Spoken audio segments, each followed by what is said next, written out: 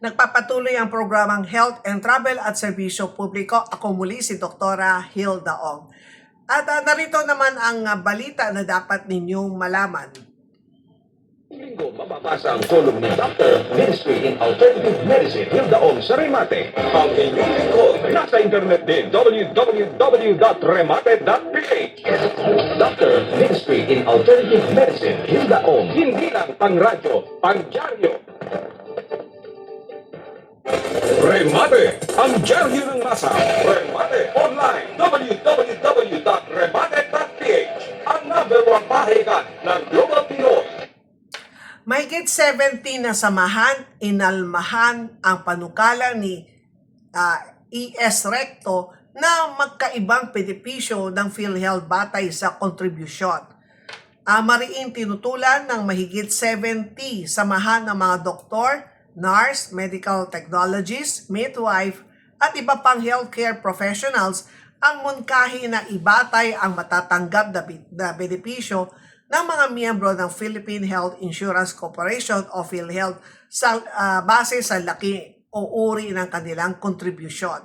Sa isang bukas na liham na isinumiti kay Executive Secretary Ralph Recto, iginiit ng mga grupo na ang ganitong hakbang ay maaari magdulot ng hindi patas na sistema kung saan mas malaki ang benepisyo matatanggap ng mga direktang nagbabayad ng premium habang mababawasan naman ang saklaw para sa mga indirect contributors o mga miyembro sinasagot ng pamahalaan ang kanilang kontribusyon. Ayon sa mga healthcare organization, hindi ang mga mahihirap na Pilipino ang dahilan kung bakit may mga nagrereklamo hindi sapat ang natatanggap ng benepisyo mula sa PhilHealth. Anila, ang pangunahing suliranin ay ang umano'y kakulangan ng pondo inilalaan ng pamahalaan para sa state health insurer na nagiging dahilan upang hindi mapalawak ang mga serbisyong dapat mapakinabangan ng lahat ng miyembro. Sa halip na magkaroon ng makakaibang antas ng benepisyo, nananawagan ang mga medical group na tiyakin maibigay ng pambansang pamahalaan ang buong pondo nakalaan para sa PhilHealth alinsunod sa mga umiiral na batas kabilang ang Universal Healthcare Act at Sin Tax Law. Git nila ang pondo nagmumula sa buwis sa sigarilyo, vape at matatamis na inumin ay dapat direkta mapupunta at pagpapalawag ng health insurance coverage at benepisyo ng lahat ng Filipino. Ipinaliwanag din ni Dr. Antonio Danz ng National Academy of Science and Technology na ang konsepto ng pambansang health insurance ay nakabatay sa solidarity o pagtutulungan ng buong lipunan. Aniya, ang mga may kakayahan magbayad ay tumutulong sa mga kapos sa buhay, habang ang mga malulusog ay nakakatulong sa mga may karamdaman. Dahil dito, hindi umano nararapat na hatiin ang mga miyembro batay lamang sa laki ng kanilang kontribusyon.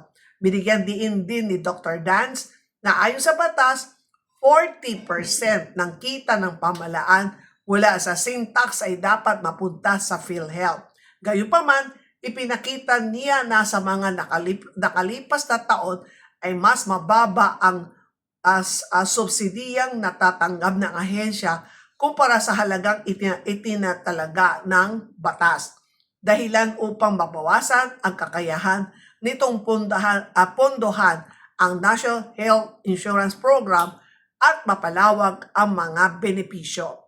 Inihalimbawa rin ng mga healthcare group ang nagiging desisyon ng Supreme Court noong 2025 na ibalik sa PhilHealth ang 60 million pesos na pondo inilipat noon sa National Treasury. Ayon sa desisyon, ang paglilipat ng naturang pondo ay hindi naayon sa Universal Health Act at Sin Tax Law. Kaya dapat itong gamitin para sa kapakinabangan ng mga miyembro ng PhilHealth. Ito naman po ay naibalik na. Ipinagtanggol naman ni Executive Secretary Recto ang kanyang mungkay matapos kumalat ang kwento ng isang miyembro mahigit 2 dekada nang naguhulog ng premium ngunit hindi umano nakatanggap ng anuman PhilHealth benefit nang siya ay pumanaw. Sinabi niya, nais niyang mapalawak ang benepisyo ng mahigit 33 million na regular na nagbabayad na kontribusyon at iginiit na pinapayagan ng UHC Act ang pagkakaloob ng karagdagang benepisyo para sa direct contributors kung naaangkop. Nananatiling matatag ang paninindigan ng mga samahan ng healthcare workers na ang solusyon ay hindi ang pagbibigay ng makakaibang benepisyo sa mga miyembro kundi ang sapat na pagpopondo sa PhilHealth upang mapahusay ang kalidad ng serbisyong pangkalusugan para sa lahat ng Filipino, anuman ang kanilang antas ng pamumuhay o kakayahan magbayad. Batay sa datos, nasa kabuuan 130.1 billion ang bahagi ng sin tax law mula sa 2023 hanggang 2025 na hindi na ibibigay ng pamahalaan sa PhilHealth. Siguro alam mo, pagka naibigay lang ng pamahalaan ang mga nararapat ng nanggagaling sa sin tax, and then hindi lang sa sin tax meron din makukuha din sa PCSO, and then sa PAGCOR. Kasi nung time ng consultant pa ako sa PCSO, ang charity fund nila, ang 60% napupunta sa PhilHealth. So ang natitirang 40%, yun na lang ang ginagamit ng PCSO sa pagbigay ng mga katulad may mga humihingi ng tulong, yung mga guarantee letter, at yung iba pang yung iba pang organization kung saan patagal na sila ka-tie up ng PCSO na taon-taon na binibigyan din sila yung tulong sa kumbaga nasa kasama po doon sa napirmahan ng PCSO noong pang panahon. So and then yung pagbili din po, 'di ba, ang PCSO ay nagdo-donate din po ng mga ambulance. Ito either sa mga DOH hospital, even sa private hospital. Yan po yung mga PTV, public transport vehicle. And then meron din silang mga ambulansya na kompleto ang mga laman na dapat siyempre may kasamang doktor pagsudo sa mga critical na. So para sa akin, kapag nag-iba ang siyempre para sa akin okay yun, pero hindi siya okay kasi paano naman yung biglang nawalan ng trabaho, di ba? O kaya naman talagang dapat kasi sa ibang bansa lahat ay lahat nabibigyan Dito lang sa atin hindi pa kasi kulang talaga sa pondo, kaya kaya yung nadididak ng PhilHealth kapag nakasakit ang isang pasyente nasa ospital, medyo hindi depende kasi case rate yun May case rate naman na mataas. Katulad yun katulad ko ilang beses ko sinasabi, kapag ang isang pasyente inatake sa puso, huwag din yung isipin na wala kayong pangbayad sa PhilHealth. Ito ay kapag kayo ay inatake, takbo agad sa ER. Kasi sa ER pa lang malaki na ang madededuct. Kung kayo ay nasabi ng doktor, sa ER doctors na okay naman. Pero once na inatake po kayo, kailangan talaga ninyo tumakbo agad sa ospital. Dahil si PhilHealth, meron pong yung benepisyo.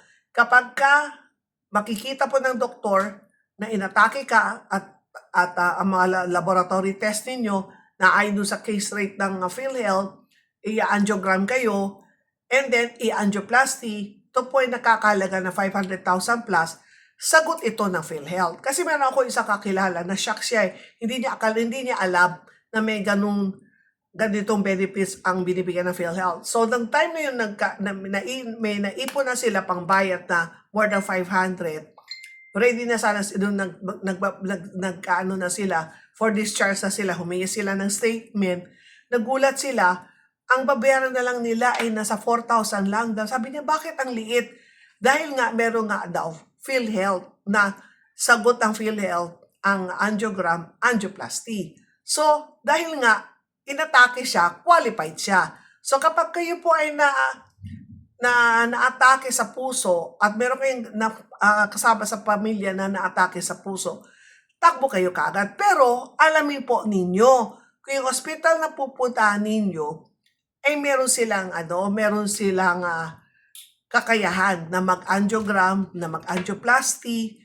Kasi kung wala, sayang lang. Kaya kung lagi ko sinasabi, hindi din tama pupunta kayo sa nearest hospital. Ang pupunta kayo doon sa ospital na may kompletong kagamitan na sigurado na maano ka, masisafe ang buhay mo.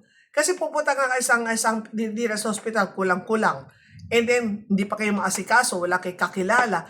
Yung oras na nandun ka sa ER, na wala pumapansin sa'yo o walang kagamitan, na hindi nila kaya, yung oras na yun, nandun ka na doon sa ospital na kumpleto. Kaya yan ang sinasabi ko. Kaya, dito sa ating news for today, hindi rin ako sang-ayon na yung contribution ay hatiin base doon sa kung sino yung direct contributor saka sa indirect contributor, mas marami benepisyo kung mas malaki hinuhulog, tapos mas maliit ang benepisyo makukuha ng mga minsan hindi nakahulog o umaasa sa DSWD o sa pamalaan. Wala namang gusto makasakit. Kaya yan po ang ating balita for today.